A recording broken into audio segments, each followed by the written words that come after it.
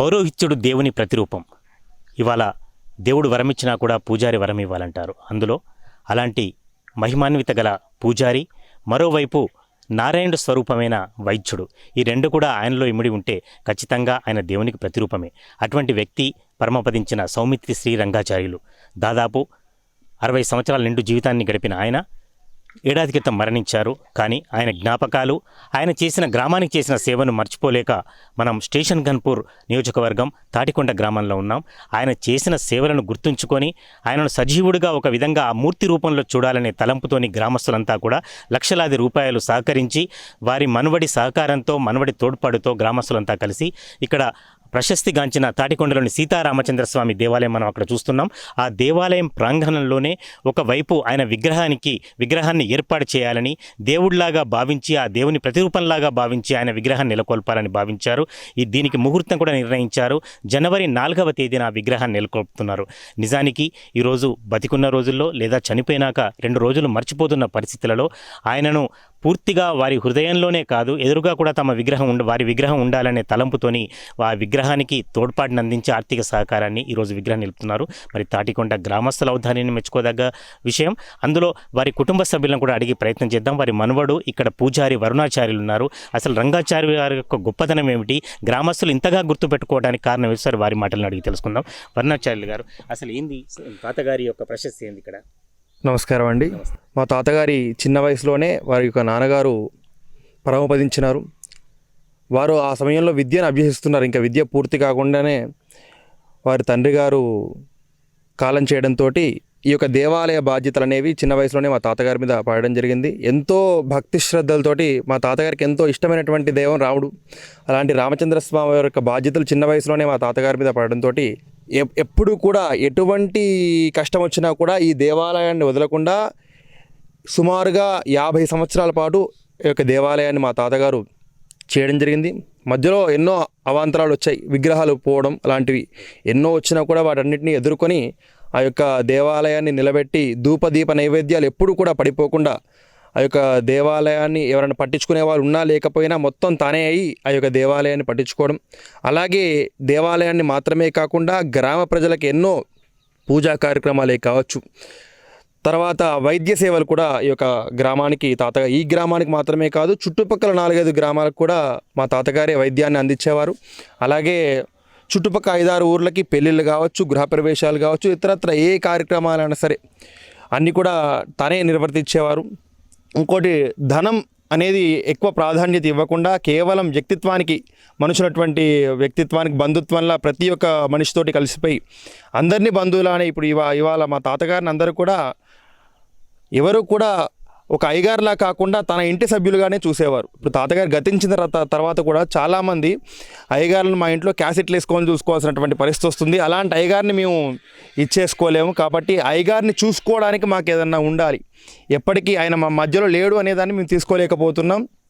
ఎప్పటికీ అయ్యగారిని మేము చూసుకునేలా ఏదన్నా ఒకటి ఉండాలి అంటేనే ఈ యొక్క ఆలోచన వచ్చి వారే గ్రామ ప్రజలే దీన్ని ఇలా మనం ఒక విగ్రహ రూపంలో అయ్యగారిని ఎప్పటికీ చూసుకునేలా ఉండాలి అని చెప్పి ఇక్కడ, అది కూడా తాతగారికి ఎంతో ఇష్టమైనటువంటి రాముడి సన్నిధిలోనే ఉండాలని చెప్పి ఇక్కడ ఈ యొక్క దేవాలయాన్ని నిర్మించుకోవడం జరుగుతుంది. దీనికి గ్రామ ప్రజల సహకారం, అలాగే మా కుటుంబ సభ్యులందరం కలిసి ఈ యొక్క దేవాలయాన్ని నిర్మించడానికి ఈ యొక్క ఆలోచన చేయడం జరిగింది. తాతగారు పోయిన సంవత్సరం 4వ తారీఖు తాతగారు కాలం చేయడం జరిగింది. అదే రోజు తాతయ్య గారి యొక్క ప్రతిష్టా కార్యక్రమాన్ని చేయాలని చెప్పి సంకల్పన చేశాము. ఈ యొక్క గ్రామానికి తర్వాత దేవాలయానికి ఎన్నో సేవలు అందించినందుకు గాను గ్రామ ప్రజలు మేమందరం కలిసి ఈ యొక్క దేవాలయాన్ని నిర్మించాలని చెప్పి అనుకున్నాం. స్వామి, అంటే తాతగారి జ్ఞాపకంగా గ్రామస్తులు మీరు కలిసి ఒక విగ్రహాన్ని నెలకొల్పుతున్నారు. అట్లాగే తాతగారి అంటే గ్రామస్తులు చేస్తున్న సహకారానికి తోడ్పాటుగా మీరు కూడా గ్రామంలో ఇంకేమైనా చేస్తున్నారా? తాతగారు ఇదైన తర్వాత నేను సాధారణంగా హైదరాబాద్లో ఉండేటువంటి వ్యక్తిని. నేను తాతగారు ఆరోగ్యం బాగాలేనప్పుడే ఈ యొక్క దేవాలయానికి ధూపదీప నైవేద్యాలు అనేవి పడిపోకూడదని చెప్పి నన్ను పిలిపించుకోవడం జరిగింది తాతగారి ఇక్కడికి. అప్పటి నుంచి అది యొక్క దేవాలయ బాధ్యతలు కావచ్చు, ఊరి యొక్క బాధ్యతలు, వారసత్వం అంతా మీరే చేస్తున్నారు, మేమే స్వీకరించి చేయడం జరుగుతుంది. కుటుంబ సభ్యులు తమ పెద్దలకు విగ్రహాలు నెలకొల్పడం ఒక ఆనవాయితీగా ఉండొచ్చు. కానీ ఒక అర్చకుడికి ఆలయం అంటే ఆ అర్చకుడి మీద, ఆయుర్వేద వైద్యుడైన అర్చకుడి మీద ఎంత అభిమానాలు, ప్రేమ ఉన్నాయో మనం అర్థం చేసుకోవచ్చు. కొంతమందిని ఆ కుటుంబ సభ్యులే కాకుండా గ్రామస్తులను కూడా అడిగి తెలుసుకుందాం. అయ్యగారితో వారికి ఉన్న, రంగాచార్యుల గారితో వారికి ఉన్న అనుబంధం కానీ, వారి మీద ప్రేమ కానీ, వారు చేసిన సేవ కానీ. సార్ మీ పేరు చెప్పండి. నా పేరు మహేందర్ గౌడ్, మాది తాటికొండ. రంగాచార్యుల గారితో మీకున్న అనుబంధం చెప్పండి, వారితో ఉన్న గొప్పతనం చెప్పండి. రంగాచార్యతో నాకు చిన్నప్పటి నుంచి చాలా అనుబంధం. నా పెళ్లి చేసింది కూడా ఆయనే. అయితే వాస్తవంగా ఆ రంగాచార్యులు మా ఊరికి ఉండడం చాలా, మా ఊరు చేసుకున్న పుణ్యం.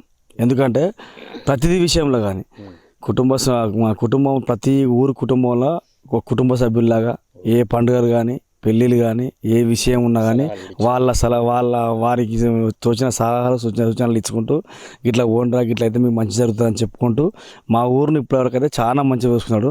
ఇప్పటికీ మా మధ్యలో అంటే చాలా బాధాకరమే, పెద్ద దిక్కే. దానికి ఎందుకంటే ఇప్పుడు మాకు వారి కుటుంబ సభ్యులు అయ్యగారి విగ్రహం పెడుతుంటే చాలా సంతోషంగా ఉంది. ఎందుకంటే వారికి మా ఊరి మీదే ఉన్నది ప్రేమ అనుకున్నా కానీ వాళ్ళ కుటుంబ సభ్యులకు కూడా వారి మీద ఎంత ప్రేమ ఉందో మాకు అర్థమైంది. అయితే తాటికొండలనే కాకుండా చుట్టుపక్కల ఊర్లలో కూడా వైద్యం చేసేది, ఈ పూజలు కూడా చేసేదట కదా.